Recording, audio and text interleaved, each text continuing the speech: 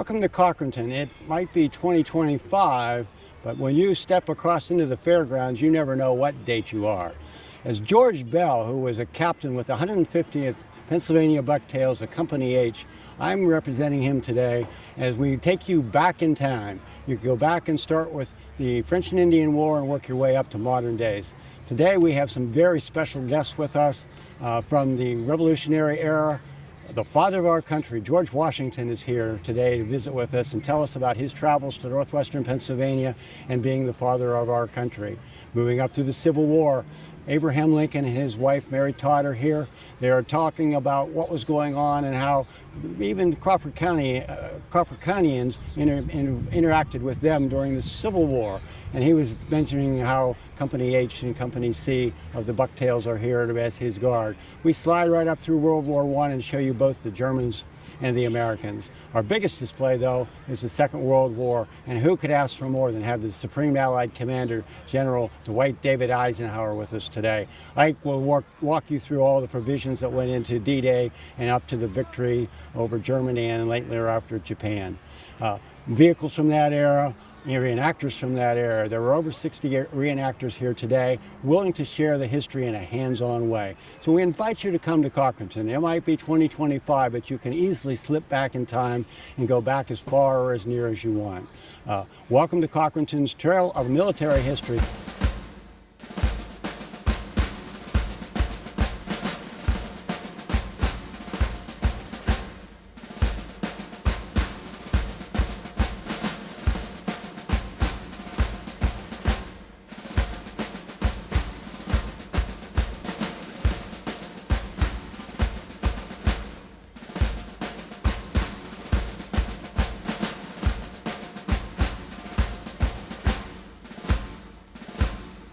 Well, we're back in the Civil War era.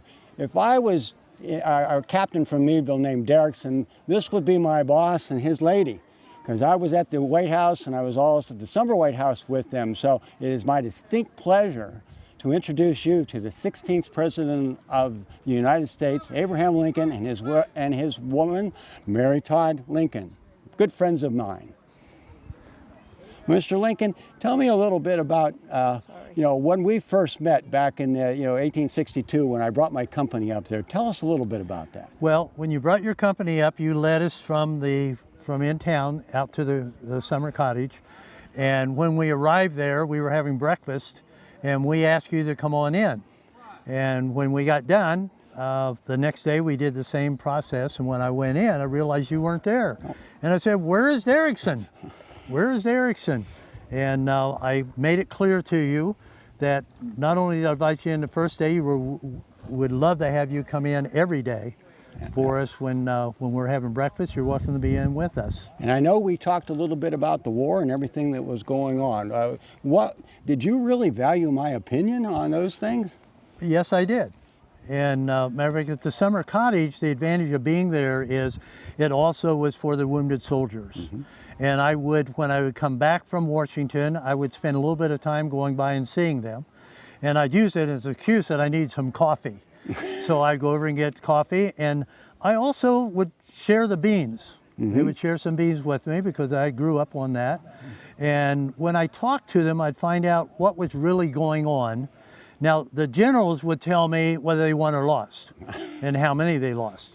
But the soldiers that were actually out there fighting, I was able to find out what they went through and how they felt about what was happening. Mm-hmm. Now, I also remember the boys being there. We had the best time with the boys. Could you tell us a little bit about your sons and what was going on? Well, the first time we went to the cottage was to get away from the city because we just lost Willie. Yes. And so we only had Tad. Robert was off to Harvard. Mm-hmm. But Tad just loved being with you and your soldiers. And he would love fishing and climbing trees, and it really helped him because he was missing Willie. Missing Willie, sure. Well, I know we made him the 3rd lieutenant so that he had a rank. Yes. And I think he got a couple of our boys out of trouble a couple of times by having Dad step in there and write them a little reprieve. Right. Well, they learned that when they were at the mansion because they had their doll Jack was their soldier, and he kept getting in trouble, and that's where he learned about the pardons from his father. I know my boys were quite appreciative. Yeah. Well, what we found is that your boys had family back home, and to have a young boy that's lonely, and they were lonely also, it was a perfect match. Sure. Now with Tad though, it's kind of interesting because back when his older brother was before he passed, he would talk him into doing things. Oh. And he was good at that, and he also did it with your soldiers. No, I know. And they would get in trouble, and he'd always point to them that it wasn't him that had the idea at all, when in reality it was. Wow. Well, tell us what it was like to live in the White House during that period of time, during the Civil War period of time. What was it like there? Well, during that time, I was a little different because the first Republican president, it was important that I let those that supported me come in and talk to me and let me know how they felt about things. Before that, I had in Congress had tried to get some people that had been supportive of the candidate Polk when I was in Congress, and I was totally ignored. And for that reason, I felt it was important to the Republican Party and to those that had helped me become elected and become part of the government, that I listened to them and I would give them positions if at all possible. And I know you grew up in quite a nice, rich family and Yes. all the things. So what was it like moving into the White House and now being the First Lady of the whole United States? Well, I knew at the age of 13 I was going to be a president's wife. And so when we got to the White House, I was just ecstatic. But I didn't realize that I would not be able to take care of my family like I had in Springfield. I see. And that sort of was disheartening. But I still was 100% Union, and I was 100% taking care of my family. Going out to the summer cottage was a little easier because it was more relaxed, and we did have a cook, but I was more hands-on. I see. Okay, sure. And I still had a lot of things that I could do, and I still wrote letters. And And I know you were a little political too for some of our past conversations. So could you, share a little bit of that with our crowd? well, my father allowed his children, even the girls, even though girls were not supposed to like political things, to sit and listen to him with his friends. And I took to politics. And I became an abolitionist Okay. because I did not like seeing, well, every day to go to school, I had to walk past the slave jail and also the slave market. Okay. And I did not like what I was seeing. I understand that. Did she give you any sage advice from her political leanings? Many times. One, because she had the ambition of being the president's wife, and that wasn't in my DNA. It wasn't something that I really had thought much about. But the more she encouraged me to take the little steps, and I'd already been in state legislature, but to go for congressman. And with her encouragement and connections made it possible for me to do that. I see. And then again, when I ran against Stephen Douglas. Now, after I was in Congress, they offered me a job of being the governor of Oregon. Oh. And she said, absolutely no. If you do that, you'll be lost and you'll never be seen again. So some of the advice that she gave me at appropriate times were very important as to where I would be and be able to do it. But her counsel, there were times that I needed to talk to someone, but if I went to do it, it would be wouldn't be a secret. Right. Okay. And sometimes I would send other people to do it, such as Hay and Nikolai, my two secretaries. But then there were some real particular times I would send her to talk to someone to get information to them or from them that would be important, That you could share. that I did not want anyone to realize that I was doing it. Right. Well, I'm going to we're going to end by, of course, the Battle of Gettysburg was the turning point in the Civil War, as they say, and our companies here were involved in the first days, and were there, of course, through it and through the end of the war. So I know you returned to Gettysburg in November for the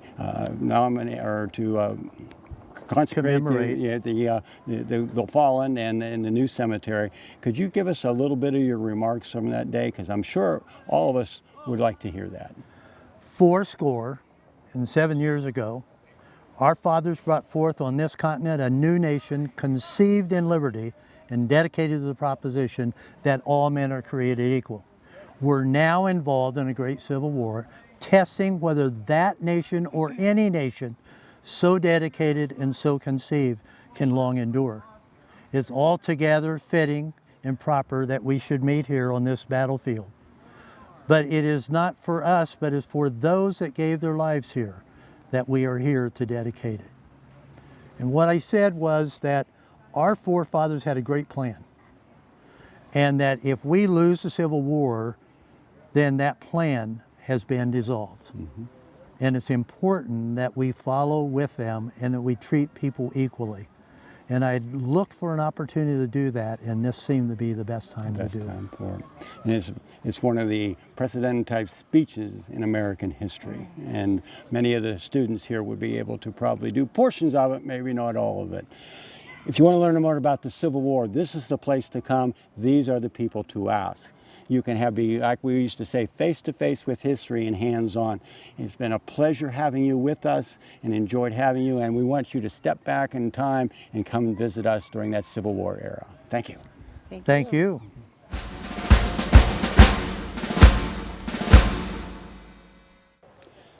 It's altogether fitting that we should be here and be talking about the Civil War, because the 150th Bucktails, of course, were units of men that came from the Cochranton area. They served also in Company C and H, and also they were with Company K, which was Abraham Lincoln's bodyguard. Today the experience will be for what it was like to be mustered into learn how to do the field arms and how to carry a musket and what you were expected to do if you were infantry. So we're a little bit explain what we're going to do with our students today. We're going to do a little explaining of some basic gear to 10 here, and then going to give them some wooden muskets and try to form them up, count them off, give them a quick manual arms, march them around the field, try to, first day of boot camp maybe. Type thing. And these would be all basic things that the infantry soldier would learn in the first training once they were maybe issued their uniforms? Yeah, not going to be nothing too nothing complex. Too okay. Well, I was watching, it does take a little bit of time to learn how to put that rifle on the right shoulder and how to move as a unit. And of course, anything with teamwork, it takes a little bit of cooperation with everybody and to work together. So we're going to try and do that with the group of kids, and we'll see in a half an hour or so we can sharp them into soldiers. I mean, a normal boot camp would be probably 6 weeks of doing this repetitively every day. Mm-hmm. So we'll try to condense it into a half an hour. Okay. And maybe at the end a little skirmish line there so they can get a feel for what it was like? Yeah, see how it goes. See how it goes. Okay.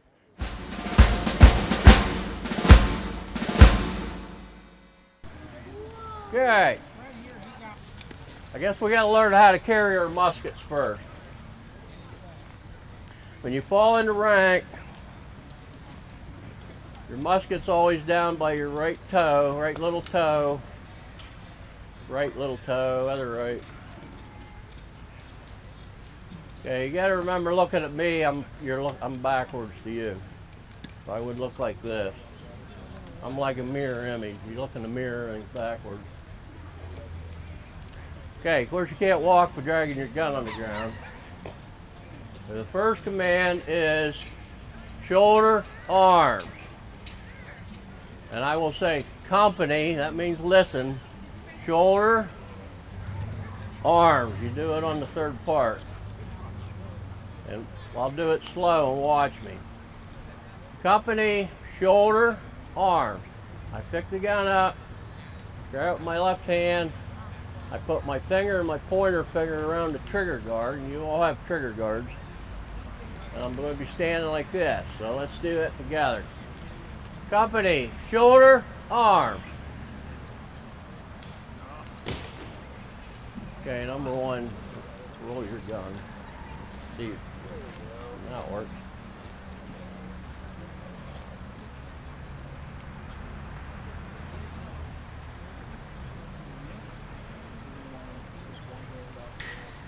You good? What? This is the way most of the time you walk and carry a gun, a musket. It'll fit right in the crook of your elbow. Now this gets, after an hour or so, you're going to find your hand goes numb and gets all cramped up. We're going to do this again first.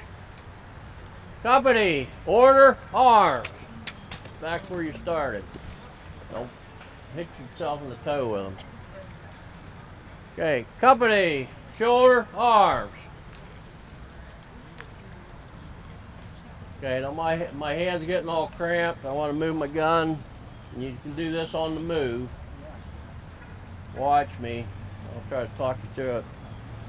Company, right shoulder, shift, arms. I'm basically going to throw the gun up. I'm going to catch it with on my right shoulder. It's going to lay flat. Because you got a 10-pound gun, you don't want that digging into you. So it lays flat, right on your shoulder. And my hand's actually on the butt of the gun down here. And it's not too important with a wooden musket. Roll it over. But if you got a 10-pound musket on your arm, you can actually find a balance point. Now if you're marching like this, there's going to be somebody right behind you. You don't want to be doing this. You don't want to be banging him in the nose with the end of your gun, because he's probably going to slap you up beside the head. So you got to keep it up above his head. So after a while, the sergeant's going to decide this is long enough. This is actually my favorite way to carry a musket, but they never let you do it all day. So you go back to the shoulder. This order would be company, shoulder, arms. You throw it out, you bring it back into your elbow. And try not to drop them. So eventually your right arm's going to get tired completely. You haven't used your left arm yet, so the next order would be company, support, arms. And I'll do it. I'm going to bring the gun out in front of me. I'm going to roll it. I'll lay it on my left shoulder. I'm going to crook it with my elbow.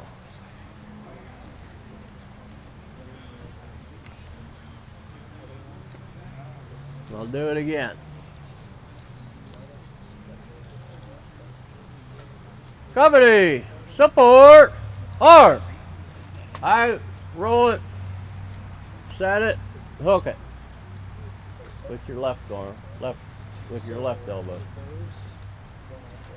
It's just a real silly way to carry something, but it does give your right arm a break, and you can always scratch your nose and stuff while you're at it, so, because your hand's already right up there. If you're marching much and this thing's weaving and wobbling, and if it gets too bad, the commander will say rest, and then you're allowed to grab the gun with your right hand. Then he'll say attention, bring your hand back over, but we're not going to get into that too deep. Okay, company, shoulder, arms. Back here. Company, order, arms. Down the ground. And then you can say in place rest, and you can move around. You always got to leave your left foot still. You can move around, you can talk to your buddies or something. Then it'll call attention. Back to attention. Company, shoulder, arms.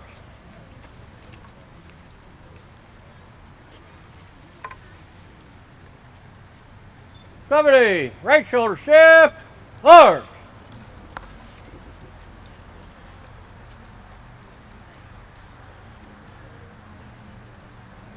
And everything originates from the shoulder position. Company, shoulder, arms.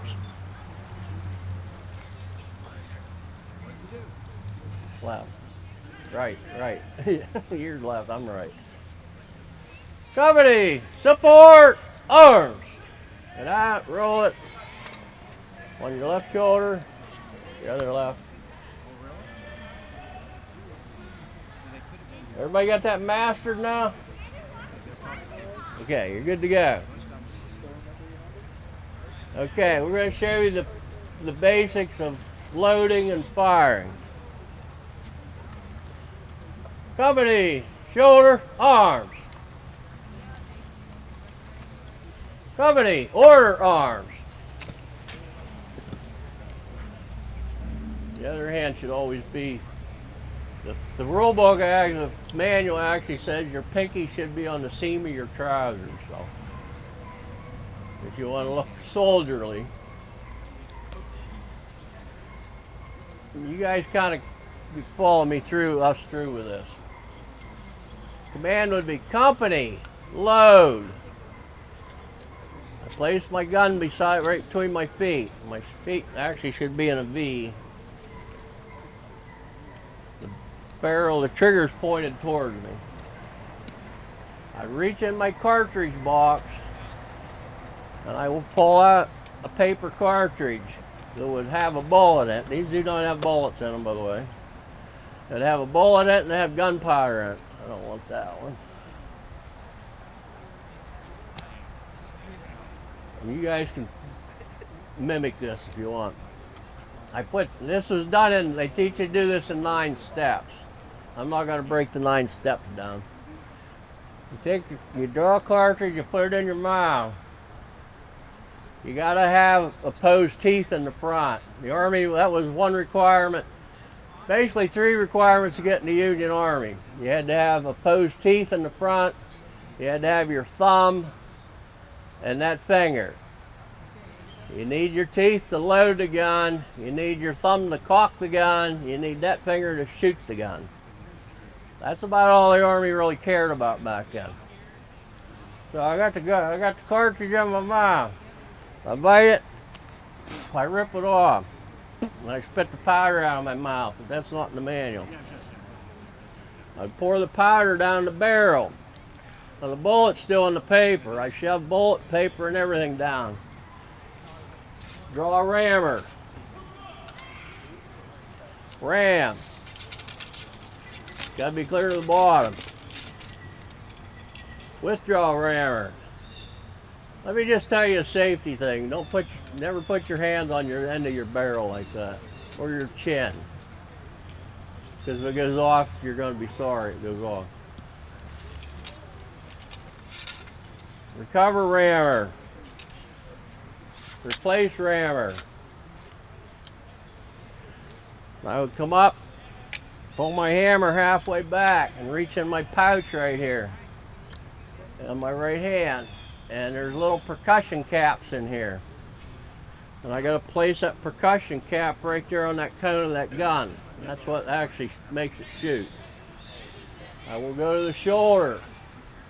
There's 100 guys up in this line. The colonel's on a horse. He's looking down the line. He sees everybody's up that shoulder. He knows everybody's loaded, ready to roll. Okay? Now we're going to put you back into 2 ranks.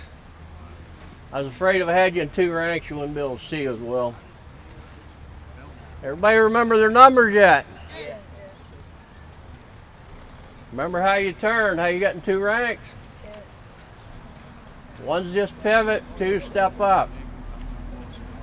And the number ones don't step up. You just pivot right where you're standing, okay? I don't want you to gump you all up. Company, right face. Whatever the order is to march, it'll be company, forward, march. When march comes out of my mouth, you step off to your left foot first. If you want, I can call out cadence. 1's always going to be your left foot. don't crowd up on your buddies and step on their shoes because they're gonna get mad. If we was doing this for real, you start stepping on your buddy's shoes, he's liable to turn around and butt you under the chin with the butt of his musket or something, because that's the real world. Ready? I'm going to be on him. I'm going to try to give you a heads up on what I'm going to do. First off, we got a guy down here. You just stay on my right shoulder. Probably just go down and back up so we can. Somebody! Guide that way. Forward, march! Okay, 1, 2, 1. Company! 5 files left! Stay on my shoulder. March! So there you go. When we get here, go forward. And everybody should pivot when we pivot. Company! 5 files left! March!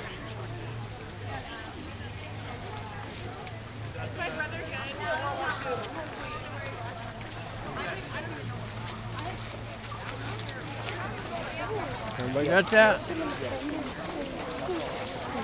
Company, right shoulder shift, arm.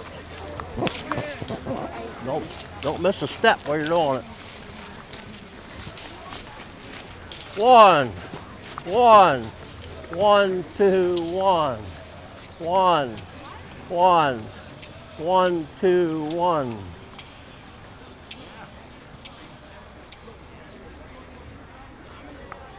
I do by files right, you just pivot until I get beside you.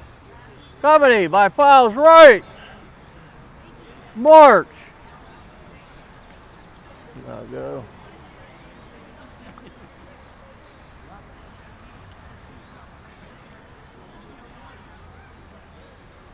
Company, follow me. Counter march by files left, march. We're going to do a U-turn.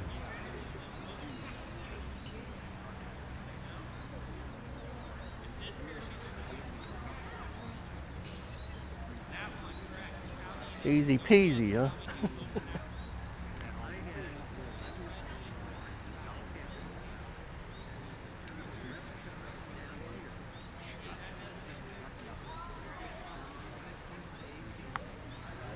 Company, my files left. March. When you do that, it's always like a 90-degree turn. Company, shoulder, arm.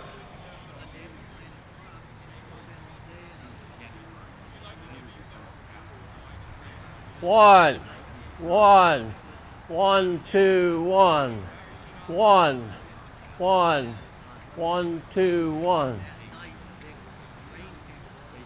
Company, halt. Stay there.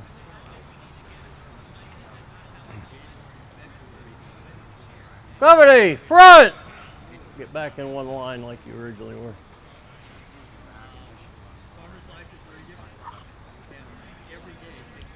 That's why you don't crowd up. You gotta always have room to get back in.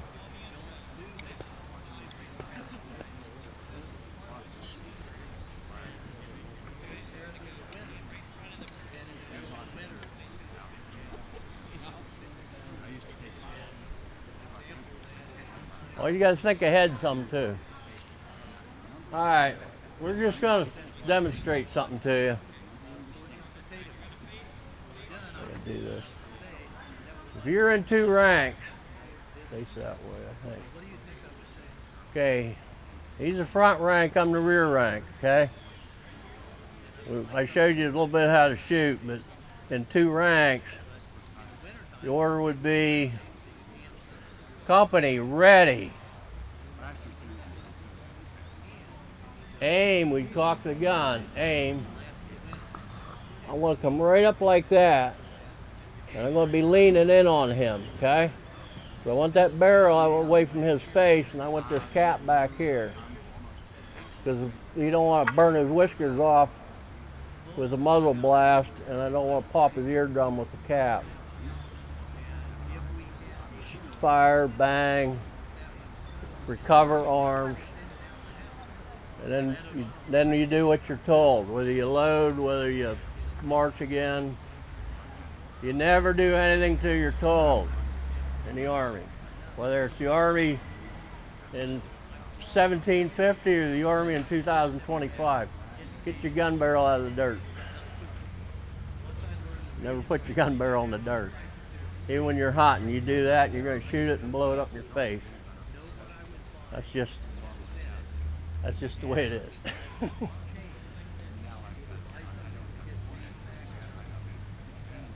Okay, let's try to shoot in a single file once, and then I'm going to double you up. So, we stop. We're in a single file battle line right now. And I stand in front of them when they shoot.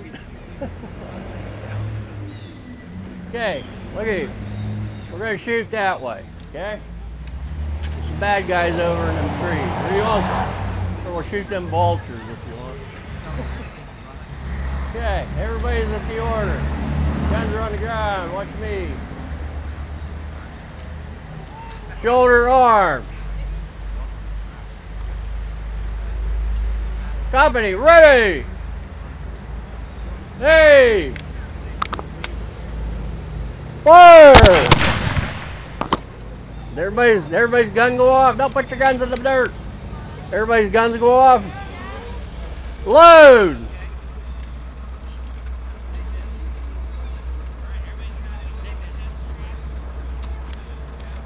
The unfortunate part about this, when we're doing this, we're probably getting shot at. So keep that in mind.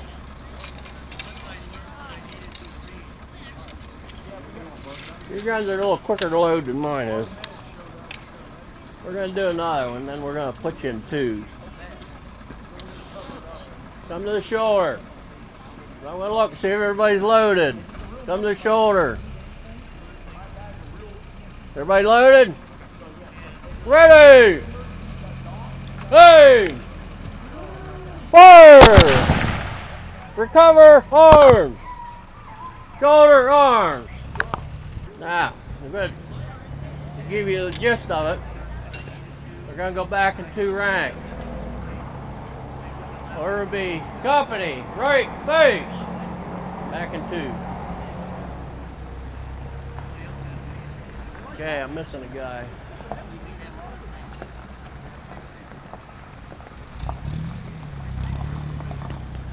Don't get too close.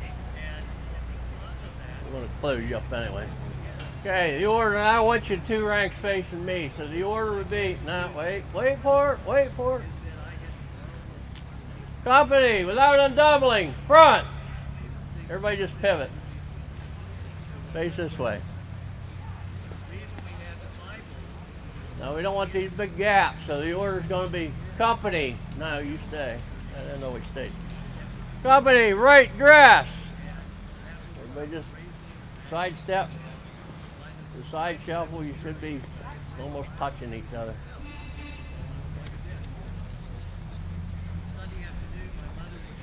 Your front rank, your front rank. This is called closed order drill. They don't do this much anymore. No, it's open order drill. Okay, go back up here a minute.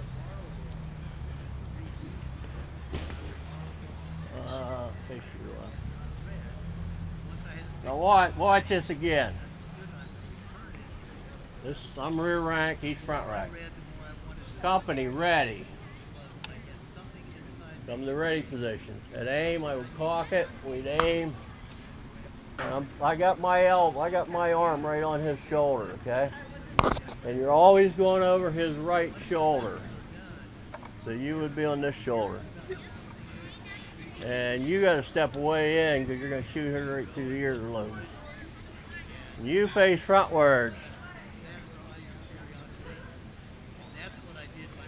All right, we load one.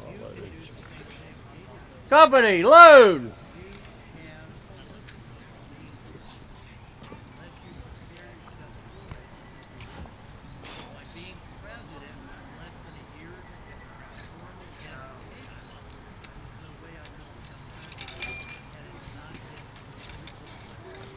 Load and come to the shoulder.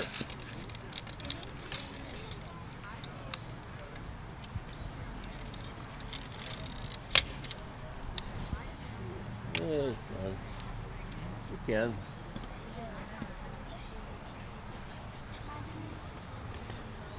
Come to the shoulder. Tell everybody loaded. Come to the shoulder. Don't. Everybody loaded?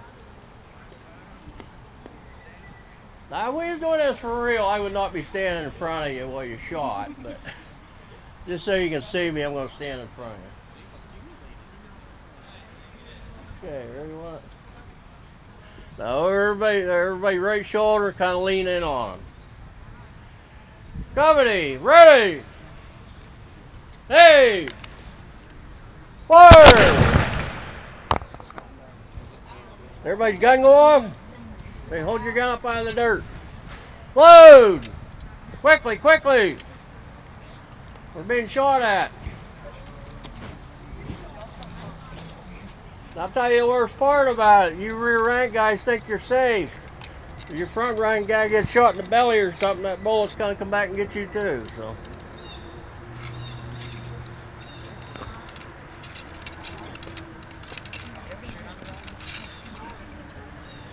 Quickly, quickly, Private.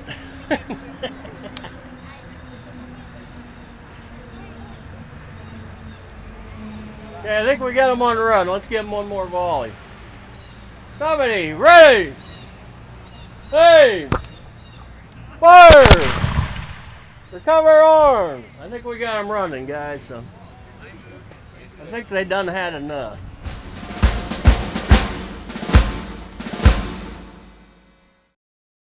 It's time for me now to step back in time to go leave the Civil War era and go back to the French and Indian War and actually the American Revolution. And there's nobody around that knows when you talk about that period of time who we're going to talk about, who our personality. And so I am very honored to have with us today George Washington. Pleased to be with you, sir. So George, I know during Fort LaBeouf when you came up through our area, so tell us a little bit about your first travels into northwestern Pennsylvania. Well, one, it was a beautiful area, and I thought to myself, my goodness, what amazing territory this is, and would love to travel more into this area. But of course, that was 17 and 53. I was pretty young. I was about 21 years of age, and spent some time here because I was waiting for the response from the French. The letter I delivered from the governor was that they were in our British territory and they needed to leave. How'd that go? Well, after several weeks, they finally gave me the message, and then I headed back, and then we ran into some issues. They were trying to kill me a couple times on the way back, and then I almost froze to death in the waters when I fell in when we were hastily putting the raft together to get across one of the rivers. And so, but we made it back, and then I ended up back, of course, back in again the area the next year. This time with some of our militia. I see that, and of course at that time you were with the British. Oh yes, I mean you were wearing the red uniform. I was very dedicated. And you were looking forward to being part of the British at that point. In fact, I attempted to become a full commissioned officer in the British Army in 56 and 57. I requested it, but was denied both times. Wow. Well, tell us just a little bit briefly about the French and Indian War. Just the little bits about it took care in North America, and not so much over. Sure. So after it started, of course, Fort Necessity was obviously a problem, but we came back, and then we were commanded under General Braddock. Okay. I tried to warn Braddock several times about how the type of war here is very different than what he was used to. But when Braddock got killed, most of the people rallied around myself. We were able to escape finally. Of course, we lost a lot of people in that battle. I had, in the Battle of Monongahela, I had 4 bullets through my coat and 2 horses shot from under me, yet escaped unhurt.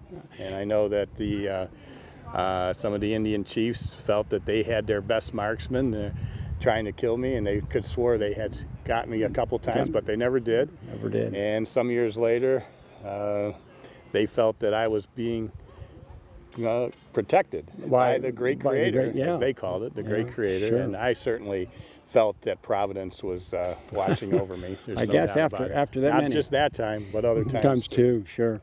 Well, of course, we're going to fast forward then to the 1770s, when things are going to get a little nasty again. Now, with the British, who definitely not happy with what we're doing here. So, start us at the Boston Tea Party and kind of work us forward a little Sure. bit. So the Boston Tea Party, obviously the crates of tea that ended up in the Massachusetts Bay. That caused a whole storm over in England between Parliament and the King. They weren't happy. Us in Virginia were trying to support our brethren up in Massachusetts after the British came in, took over Boston, quartered their troops in people's homes, shut down the government in Massachusetts, and that way. And so we were just having a day of fasting and prayer, and our governor at that time decided to dissolve us. Us meaning the House of Burgesses. And so we felt, my goodness, that we're just having prayer and fasting, but we moved forward, and then we had our first Continental Congress in that fall of '74, and in '75, of course, the first shots, as they call it, the shots that were heard around the world in Lexington Green and Concord. And 2 months later, I became the commanding officer of the Army. Of course, we didn't have an army, we just had militia. Yeah. And so we had to form a new Continental Army. Now, how did that, a little process of how you went about making a bunch of ragtag soldiers into an army? Well, that was the challenge. And of course, we had to have some discipline. We had to have, and I mean just discipline as far as on the battlefield, making sure that we weren't just ragtag group, but we had to work in concert with each other. Now, in some more, if you move ahead a few years, we get Baron von Steuben comes over from Prussia, helps us during our winter encampment at Valley Forge, preparing for some of the future battles, and that proved invaluable. We had already had the Marquis de Lafayette had come to join us as well, but yeah, we had the perseverance and, again, divine providence on our side. We were going up against the greatest army in the world and the greatest navy in the world. Right. But we had, as I said, God and divine providence behind us, but we are also very determined. As I said at that time, this is a noble cause, and it is the cause of mankind. Right, right. So we get to Yorktown, and So that was some years later. Of course, yeah. some people think that this happened really quickly, but we were involved in that war for 8 long years. And as I talk about the sacrifices of the men, like yourself, and when you had to sacrifice in the future war, those men suffered. We didn't have enough shoes, stockings, their clothing was worn so thin. Sometimes it barely was held together. We didn't have enough coats. We didn't have enough provisions sometimes, especially in those winter encampments when it got, actually we had the biggest problem was when it started to thaw, and the wagons couldn't get through all the mud to bring our provisions back.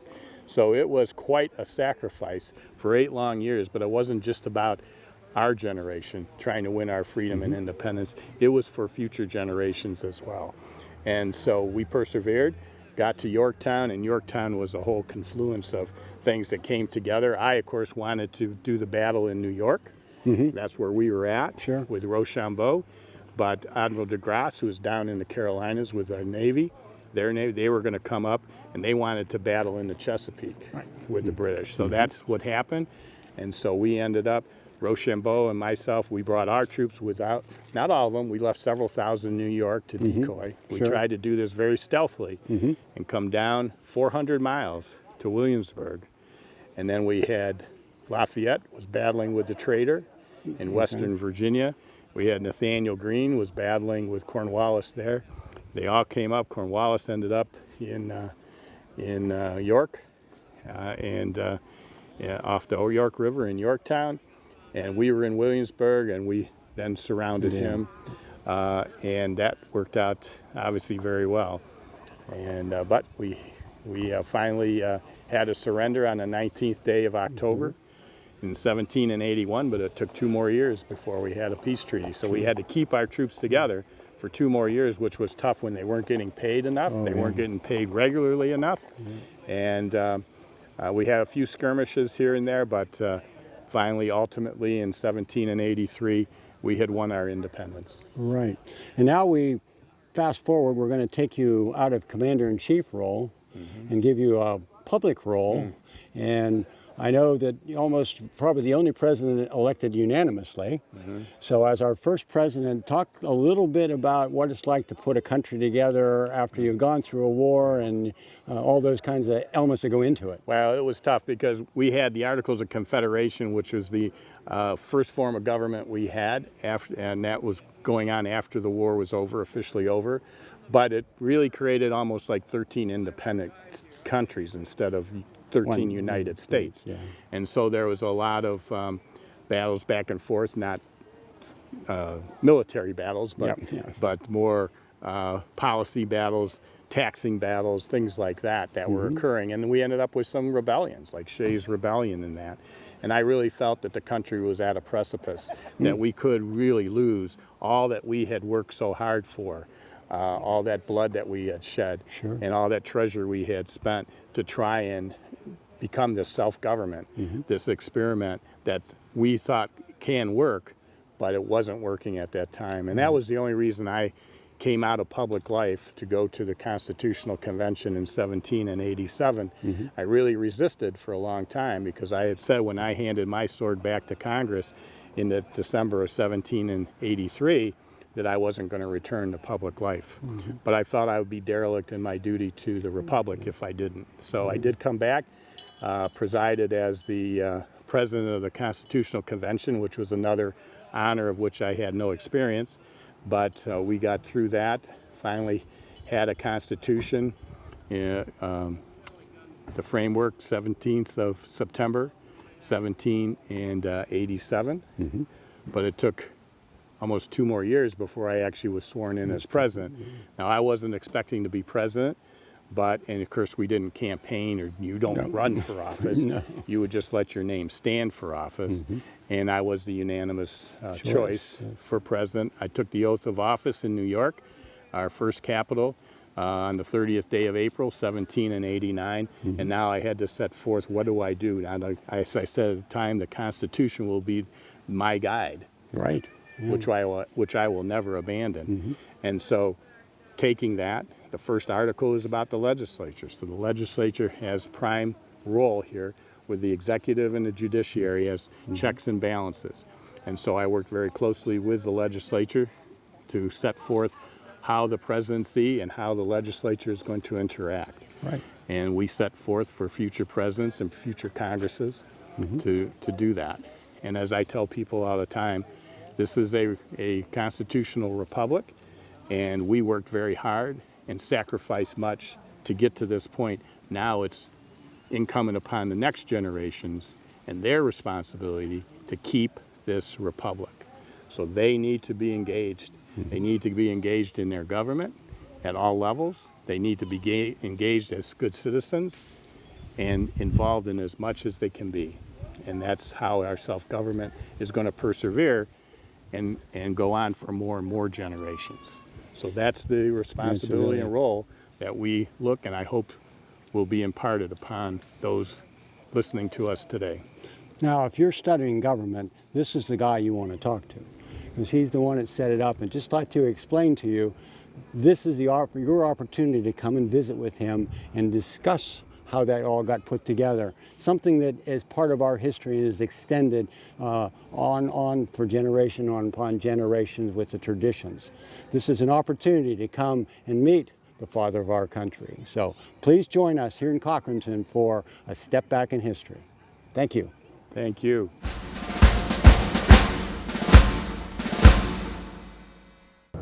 I've advanced, I've gone up in a few years. Now I'm in World War II. I'm a little out of step, but I'm still a captain, so you still got to pay attention to me. We're looking at the stand-up hookup, which has become one of our most popular things, which gives the student an idea what it was to jump out of an airplane with a parachute. Many steps into it, you just didn't get up there and do it. So we're going to talk a little bit about that today. So let's go with some of the basic steps that our first jumper is going to be involved with. Okay, so first step is they're going to put a parachute on. So we have several that we have available. So once we have them suited up, they put on a parachute. Then everybody sits in these seats, which are representative of the jump seats inside the aircraft. And then from there, we go through the commands and what each means and why it's important. And after those, then we go through the jump phase, which is where everybody works as a team and goes out the door safely. And then we explain to them what happens once you're out the door, how to land and land safely. Okay. Now this is very similar to what all our paratroopers went through in training. Now is this similar to what has happened today, or is there's a new whole way new to do it, or is it pretty much typical? It's somewhat similar. There are different steps. I am not as knowledgeable on what today's airborne does, but some of them still remain because you still have to follow certain procedures. They may use different words. There might be added safety to it than what they had in World War II.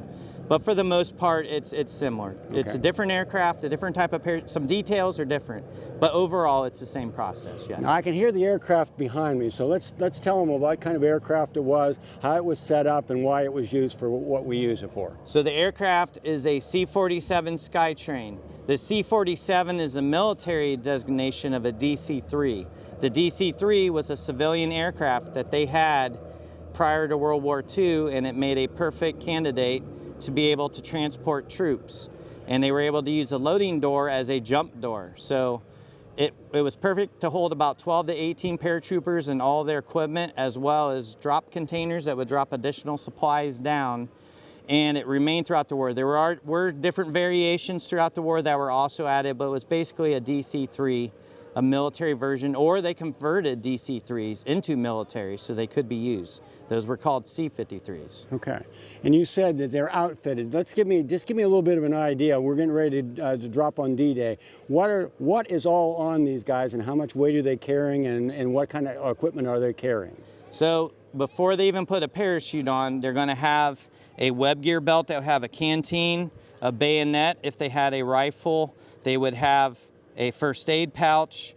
They would have different things. They would have a shovel because a lot of times they had to dig a hole, a foxhole to hide in and to take cover in. And they would have all kinds of weapons. They'd have a leg knife. The paratrooper on his uniform would have a jump knife that was used if he got stuck in a tree or somewhere and he could cut out. And then of course they had their helmet. There would always be little variations, but they had rations, food rations on them, maps. They had a compass, flashlight. Depending on if you're an officer, you would have a 1911 handgun, Tommy gun. You'd also have other equipment that only officers needed. But that was the main thing. Then you would have your parachute on top of that. And then some people would have this leg bag. This leg bag had a little imprint on the bottom. That's where your foot of your boot would go. The leg bag would be strapped to your leg. And you would have to jump out with this. There is a rope that would attach to your harness, and when you jumped out, you'd pull this strap and the bag would drop below you so it hit the ground first. Because if you got this, which weighed probably about 70 pounds, they had ammo cans, even 30 cal gun. One guy had a bazooka in it, rifles, all that stuff. You want it to hit the ground before you do with it because you would not be able to make it without being hurt. But that would be the other. So the parachute probably weighed 60 pounds with the reserve. You had all your other gear. Plus that, you could easily be at least 100 pounds and then more on top of that. So you were weighed down. So you had to be able to know how to handle that as you jumped out and as you landed. Good, good. And also you have an extra chute too on the front of you. Yes, you have a reserve on the front. That's all part of that, yes. So. And that's your backup. So if your main didn't open after 4 seconds, you had to pull that. Okay.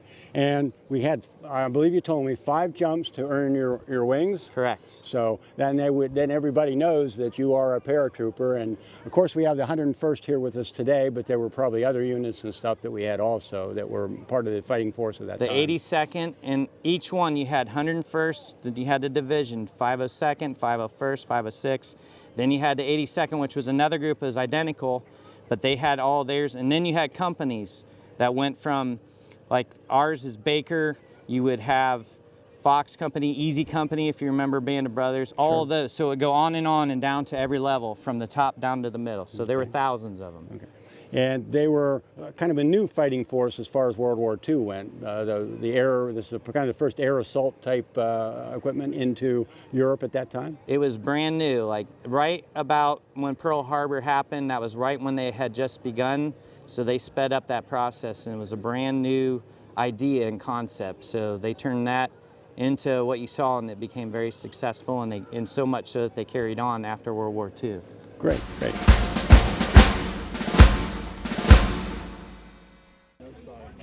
What we're doing here is showing you how a World War II airborne paratrooper jumps out of a plane, okay? We're going to do an interactive demonstration. So you're going to pretend to jump out, so you're not leaving the ground. With that said, is anybody familiar with paratroopers and the airborne? Anybody know what they did and how they did it? They jumped out of an airplane using a parachute, right? Behind enemy lines.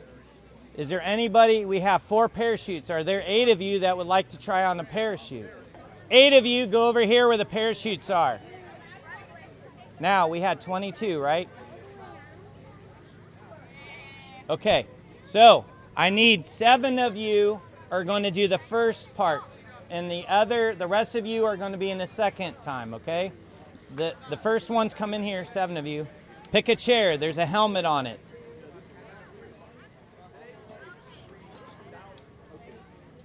One more. All right, now we're going to show you how these go on, and that way when we switch, it'll be easier, all right? Everybody else, you're going to watch. We're going to try to do this. First 4 helpers behind me on this side. The ones that are getting a parachute put on, stand right in the line, right out here in front of a parachute. All right, helpers, you're going to help. Each one grab a pack like this. If it has a number at the top, it's the top. Lift it up. Grab that. This is going to be like a backpack. Let's see. I think you got it. You got it. This is the top. You're going to hold it like this, like a backpack. The straps are going to go forward. All right? So flip yours around. The one that's heavy is this one. You think you can handle a heavier one? All right. Now, can you guys lift it up okay? You guys are going to turn around. We're going to help put this on like a backpack. So just turn around like that. Yep. One step at a time. Do not go beyond those steps. All right. When everybody's got one on, we'll move on to the next one. That's okay. Take your time. All right. We'll get you. Just hang in there. All right. Next one. Helpers over here. You're going to help. Chest strap. He's already done that. You're going to wait a second. We're going to show you because that's not what you do. Chest strap is correct, though. You're going to connect. If they need help, help them. Chest strap. This goes to here. All right. All right, next, you're going to help them between the legs here. Hold on. There are 2 straps that need to come up between the legs. They have buckles at the bottom. Ignore the other one. Not that one. It's going to be that other one there. Pull up on that. Hold it in front of you. All right. See this right here? This will go to the hook. See this side here? Oop, you got it twisted. And you're on the wrong one. Undo that. That goes to here. That's why. Help him out. Yep. So this is going to go here. This one's going to go like this. Now you got those. Now just sit tight. We'll go to the next step. Got it? Everything looks better now. He's got you.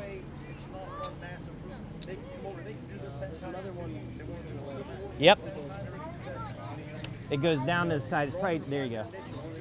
All right, next, helpers. You're going to grab the reserve, not by the red handle. You grab it by the sides. Grab it like a big bat. Yeah. Oh, not like that. Here. The handle's right here. All right, now, see where it says top? That goes up. Whoop, nope, not like that. Put it in front of you like this. Handle's going to be on their right, so it's going to be on our left. Flip this upside down. Go this way. Flip it this way. Top goes top. All right, everybody's got it? Yes. Hold that in front. Is the handle on that side? Here's what you're going to do. Yep. You got it.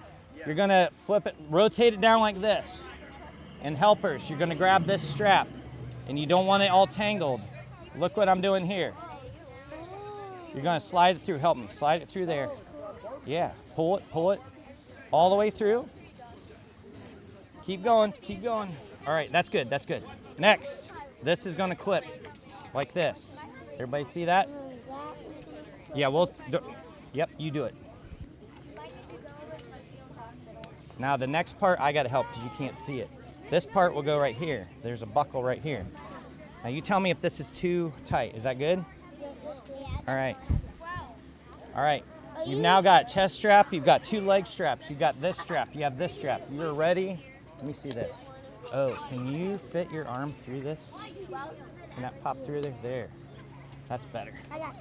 All right. Now you go ahead and find an open seat and sit down if you're all ready to go. We're going to use you to show everybody how this works. Is that okay? Stay up here. All right.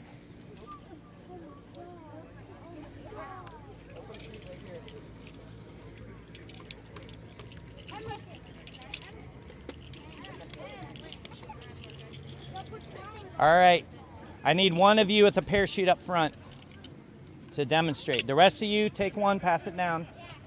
Grab these. Everybody gets this is called a static line strap. Here you go.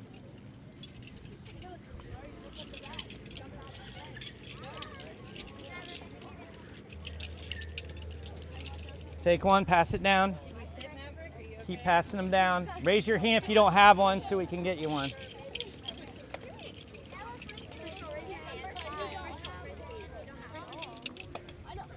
Here we go. There's some coming your way. Keep your hand up so we can see who needs one yet. You need one, right? We should have one extra. All right, now, everybody has a strap. I'm going to show you how this works. All right, if you can turn around so your back is facing everybody, like this. This is a parachute. Some of you have it, some of you don't. How this works is your strap, you see this right here? This is here in a stowed position, but what you would do before you jump is you'd unhook it and you'd pull it out and you'd have it over your shoulder like she does, okay? This is how this will work. When it's time to stand up and hook up, you will take this that was attached to your parachute here and you would hook it up, okay? And if you notice, there's rubber bands keeping it all tight so it's not hanging down, you're not tripping over it, okay? When you jump out, as you jump out and this is attached to this line in the aircraft, it's going to start ripping this out of these rubber bands and it's going to stretch this away. The reason it does that is to get you away from the airplane before the parachute opens. If the parachute were to open too soon, it would grab the tail and get stuck and you'd be pulled or towed by the plane. Make sense? This opens and this string breaks.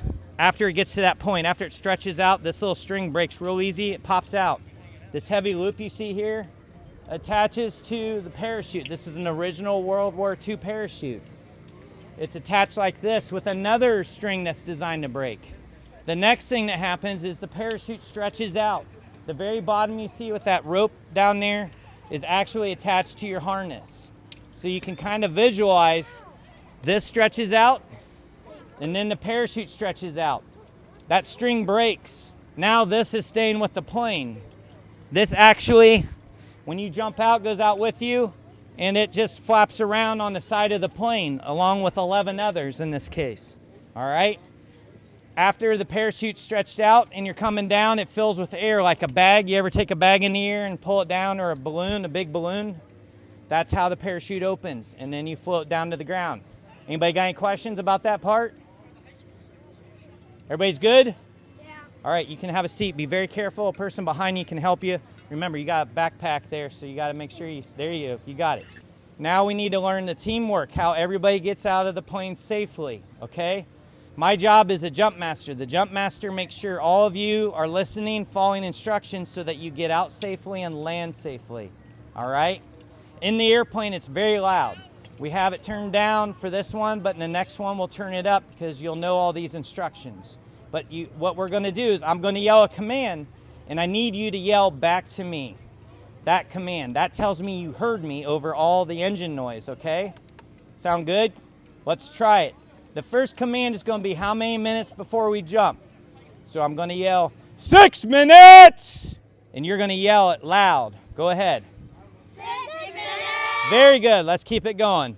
Get ready! Get ready! All right, next one. Stand up!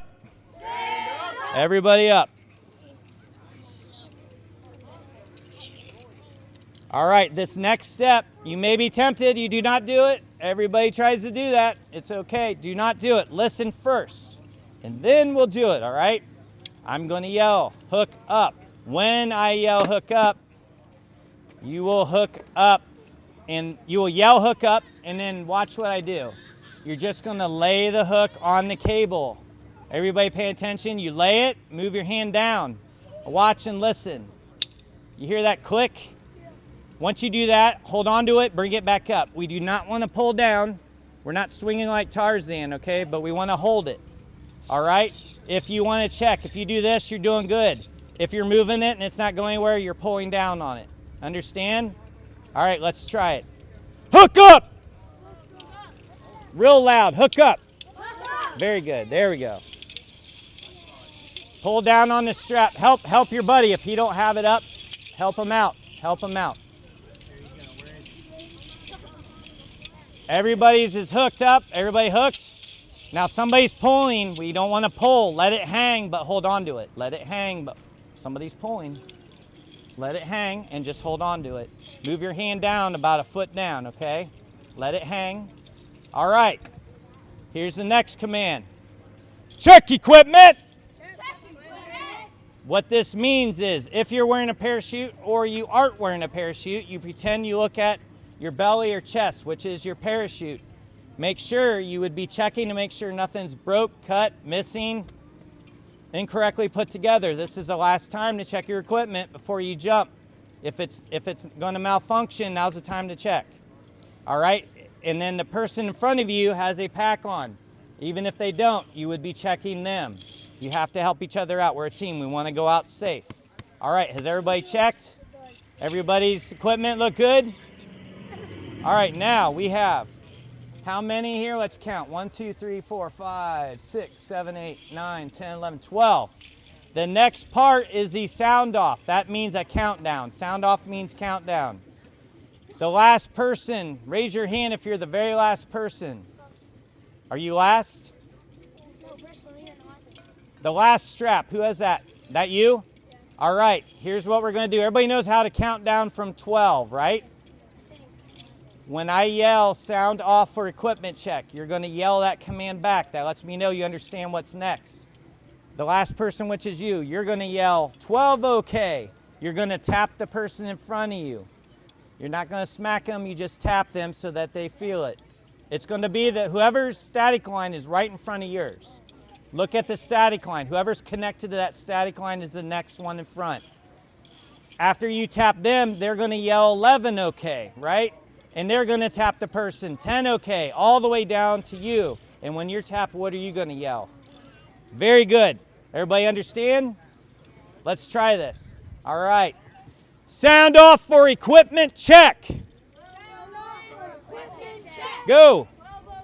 Tap.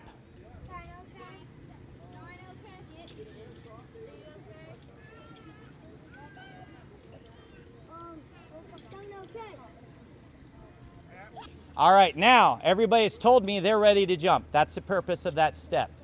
All right, the next thing we're going to do is wait for the pilot to give us the red light that we're near the drop zone. Red light. Red light. So in World War II, they would just flip a switch up in the cockpit. It would turn red. That tells me we're very close.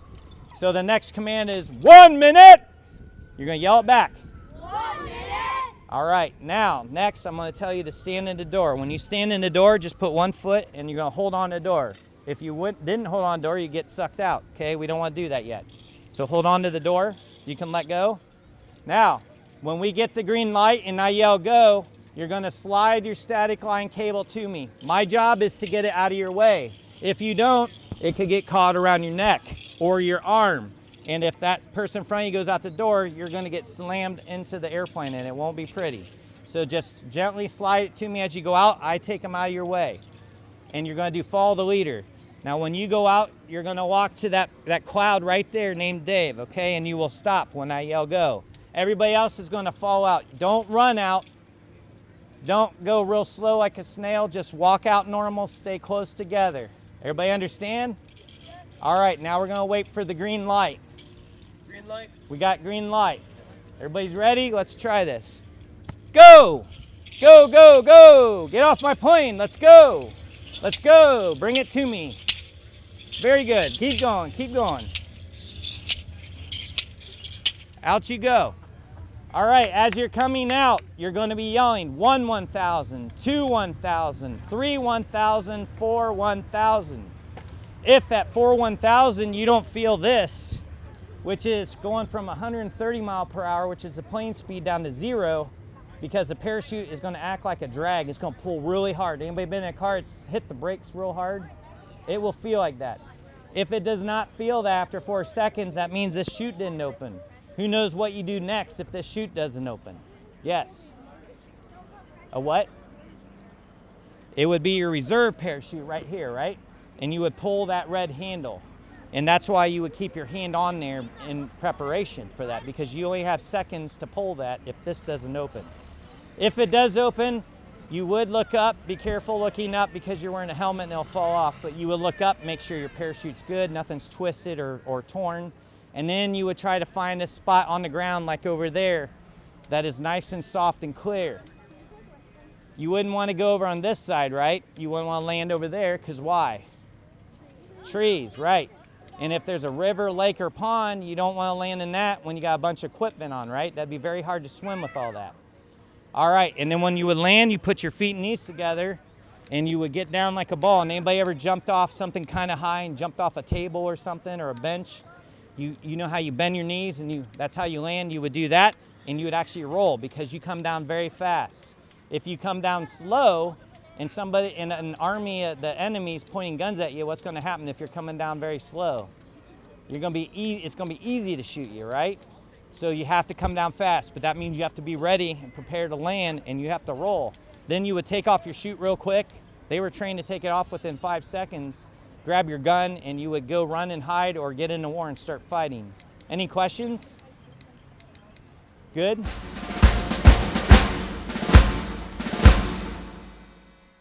Well, I have the wrong Union uniform on, but I would be, as a captain, be really impressed if I got a chance to talk to the Supreme Allied Commander. And in my role today, I absolutely get to do that. So it's my pleasure to introduce to you the Supreme Allied Commander from World War II, General Dwight Eisenhower. Welcome, welcome. Well, I'd like to thank you very much for being here. Well, I appreciate you coming. Event. Sure. Well, what we're trying to do is explore a little bit of our history for the kids in the different eras. And of course, now we're planted ourselves in World War II. Fortunately for you, the biggest display we have here is all World War II stuff. So let's go back a little bit in your early years and talk about how you got yourselves involved in the Army, and then we'll move forward on that. Well, I joined West Point. Okay. Come from a very religious family. Mom was against me becoming a military man. As you may know, my nickname is Ike. It's originally Little Ike. Oh, okay. And we lost the little. I kind of broke the rules at West Point. Did you know that? I think I know where you're going, but I'm interested. I played professional baseball. Yes. While I was cadet, which is frowned upon. Mm-hmm. Luckily, no one ever found out about it until afterwards. After graduating, West Point, various military assignments. During the Great War, World War I, mm-hmm. I served in logistics at headquarters, Department of War. Mm-hmm. I wanted a combat command, never got a combat command. After the war, one point I was at Gettysburg with someone you might know, now known as General George S. Patton. Yes. Where I learned tank warfare. So all my knowledge of tank warfare comes from General Patton. Also taught me some other stuff. If you notice, General Patton and myself are always in dress uniform. Mm-hmm. We're always at the front as much as possible. The general leads, he doesn't follow. The enthusiasm or the ability of the troops is directly proportionate to the man leading them. Mm-hmm. And the higher the rank, the better. Okay. I served in the Philippines under an Army general who taught me everything about administration. Okay. And how to deal with people. Then I was transferred to Pacific, served under MacArthur. I was his clerk, and he taught me everything about showmanship. Yes, most definitely. And you probably have heard me say something when they want to do an interview. I say, go find a sergeant, go find a lieutenant. I'm not General MacArthur. It's not about me. It's about the troops. So the troops, yes. And on Pearl Harbor, I had just been promoted to brigadier, 1 star. 1 star. I was recalled to the Pentagon. General Marshall sent me to Europe on a fact-finding mission, came back, was serving at the Pentagon. Again, I wanted to have combat. I've never commanded any combat, so it's no, we don't need that. Sent me back to England, promoted me to 2 star, and then Tunisia, keep getting stars. But my full permanent rank was that of a colonel. Oh. They were only temporary reserve promotions. Yeah. Each time I got another star, I'd move up a little bit. Okay.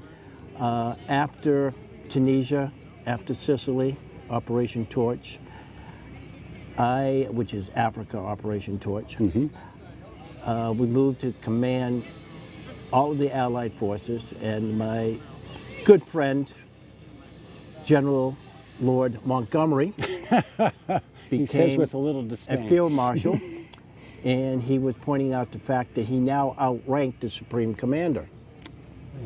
So the United States Army government devised the 5th star. Okay. So now I outrank Mr. Montgomery. However, first one got it was Marshall because he's my boss. Yep. General MacArthur got one, Admiral Nimitz, then me. Okay. And did you know there are 3 6-star generals? I did not know that, but you need to tell the story. I failed on this one. There are 3 6-star generals. The 5th star, as I have, my title is Commander of the Army, and anyone with 5th star, you'll see the extra device on the collar, which means General of the Army. General Washington, by act of Congress, was promoted to 6th star because in congressional law or rulings, General Washington will always be the supreme commander of the U.S. Army forces. Then General Grant, during the Civil War, with only 3 stars, was commander of the armies, plural, commander of the Tennessee Army, Army of the Potomac, Army of the West. So he got a 6th star. Blackjack Pershing during World War I was also commander of the armies. He had 4 stars, so he jumped 5 and went right to 6. The military traditions worked that way. Sure. Of course, we had the Operation Overlord, which I'm most famous for. Of course. Was a logistical and planning nightmare. I have to handle General Patton, President de Gaulle, General de Gaulle at the time, also Monty, Churchill, and Stalin, and Mr. Roosevelt himself. I wanted more landing craft, and Mr. Roosevelt said I had to make do with what I had because Doug needed them in the Pacific. I thought we were fighting a containment war in the Pacific, but that's politics, and I don't want any part of politics. I just got to lead my men and get going on. That's a question. You want to run for president? No, General MacArthur wants to let him do his showmanship. So we launched the attack. It was delayed to the 6th of June for weather. Successful landing on the beachhead. Successful paratrooper landing. And you've seen many pictures of me with the 101st, my favorite unit. Not so much that is the estimates was when I was meeting with them, I'm looking around, realizing 5 out of every 10 people I talked to would not be coming home. And that was very emotional for me at the time. But the people with statistics were wrong. I lost 1 in 10. Wow. Fantastic. Yes. No, it's not. It's fantastic for me, but not for the family back home. 1 is 100% for them. Yep.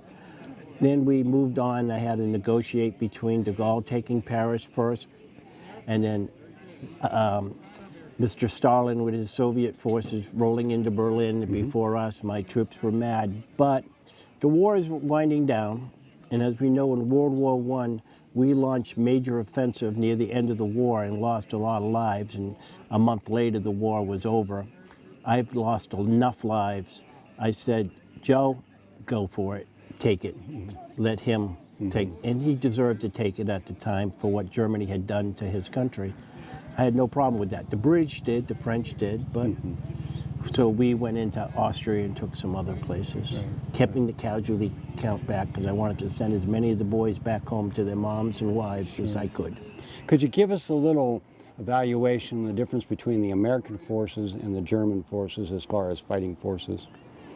Well, you probably heard this say, the American forces at the time, many of them were country boys, hunters, fishermen, come from areas much like this, not the big city, and they were Boy Scouts. Hitler did away with the Boy Scouts and made over pathfinders, which they indoctrinated in marching and under the guise of boy leadership was indoctrinated into the Nazi Corps. We proved that, as always, General Washington proved, you don't mess with the United States and get us mad because it might take us a little while, but we will triumph. Yeah, we're not giving up. No, you hurt one, you hurt all. Right. And we come for you. Yeah. The Germans, the SS soldiers, the Waffen-SS, which is falsely accused, they did do some war crimes, but that's not the branch of the SS that did the concentration camps. They were soldiers. They were, we'll get criticized, they were equivalent to our Marine force only in the fighting ability of the fact that they were the shock troops. Okay. Oh, okay. They went in and they didn't surrender, they didn't give up, and they kept moving. Yeah. Okay. Our U.S. Rangers were about the same way. So if I had 2 companies of SS, 1 company of Rangers, generally overpowered them. I see. They did not have the key to military as logistics. They could not supply them in the front. They were running out of bullets, out of food. We weren't. We're having fresh baked goods in the mail to our soldiers, and they're eating paste. Oh, wow. Yeah. Then when prisoners would go back to the United States, riding the troop trains to the prison camp, through the farm fields, the military factories, passing trains with tanks galore on them. They thought it was all propaganda until they got to the camp with being fed lobster in Boston prison camp at Fort Warren. But at the time, that was not good food. Their number 1 complaint was they were growing out of their uniforms. The ones that went out to the Western field camps, prisoner of war camps, were also getting too fat. Wow. That was their complaint. Wow. Now, we were talking about the Autobahn in Germany. Yes. So let's talk about what you're going to do later after you've seen the Autobahn and what will become later when you assume another office. Well, you're assuming a lot that I'm assuming a lot, but I can do that. Well, Germany has a fantastic road system. They call it the Autobahn. The paper hanger came up with that, which was a good thing. And he designed a superhighway system. It's double lane, straight, flat, opposing lanes with a center strip. The bridges are wide. He can land and take off airplanes on that as an alternative runway. Under some of the bridges, he can park aircraft. And off to the side, he has little cutout areas that they could park aircraft with camouflage netting. Okay, yeah. And he could march his troops from one end of Germany in motorized transportation to the other in hours instead of days. Except the German army was still horse-drawn for the most part. Right. They had a lot of tanks, a lot of trucks, but that was horsepower. You're fighting a 20th century war with 18th century transportation. Us, we were all motorized. When we got into Germany, I was able to move the German, British, French, Polish armies across Germany faster than he could retreat, which is a fantastic idea. Yeah. So perhaps in the future, we could adopt the Autobahn system and maybe call it superhighways, interstates, travel from one end of the country. So instead of, when I went across the country in the convoy, it took 2 months. Right. Stuck in mud, vehicles breaking down, nice paved hard road, do it in days.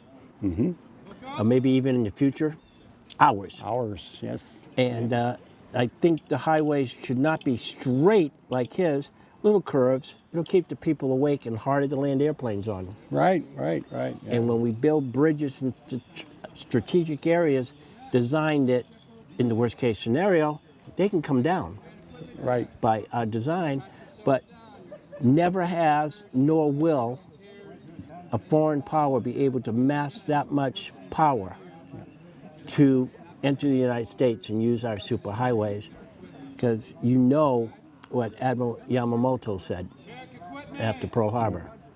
We have awoken a sleeping giant, filled him with a terrible resolve. He was asked about invading the United States, and he goes, "We do not have a chance. There will be a firearm wielded by an American citizen behind every single blade of grass. Everybody has guns, and they're ready to defend the country." Exactly. But again, this is 1945. I know. I hope it never changes. We're just thinking, yes, we're just thinking. We were with Mr. Lincoln a few minutes ago. Yes. And so as far as the currency of the United States, we have, you and Mr. Lincoln have something in common. So Yes, we do. would you want to share that with us? And I have something in common with Mr. Washington, or General Washington. Okay.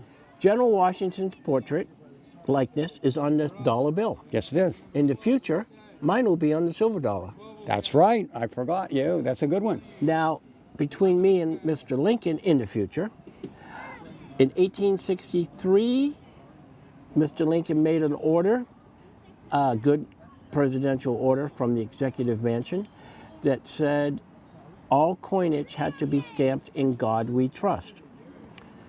In the future, if I could see the future, in 1953, I will say we need to go beyond the coins and put "In God We Trust" on all the paper money, and also change the Pledge of Allegiance. Yes. And added a few words. Yes.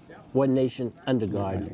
Because look in our history, General Washington was constantly praying. Abraham Lincoln was constantly praying. And I have been praying, and we have overcome. General Grant also. Yes. So we are a nation under the Lord. Yes. Well, it's been a pleasure meeting with you today. Thank you. And if you need to know more, and I'm absolutely sure you do, you need to come to Cochranton and visit with the general here. We'll sit down and have a conversation. He will talk about all the things that went into winning the war, and as Americans we are very proud of our effort, and there is a beautiful display here of equipment that you might not see in many places, and you might have to go to the Smithsonian to see some pieces. They have an Enigma machine here, the German code machine.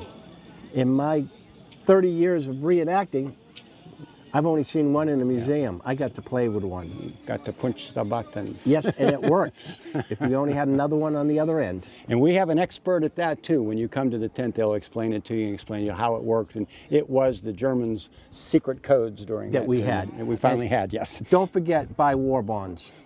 There we go. Thank you. Stop and see us in Cochranton.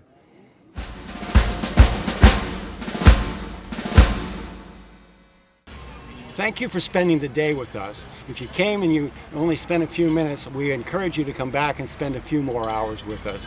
Like, we think it takes about 3 or 4 hours for you to get the real impact of what's going on.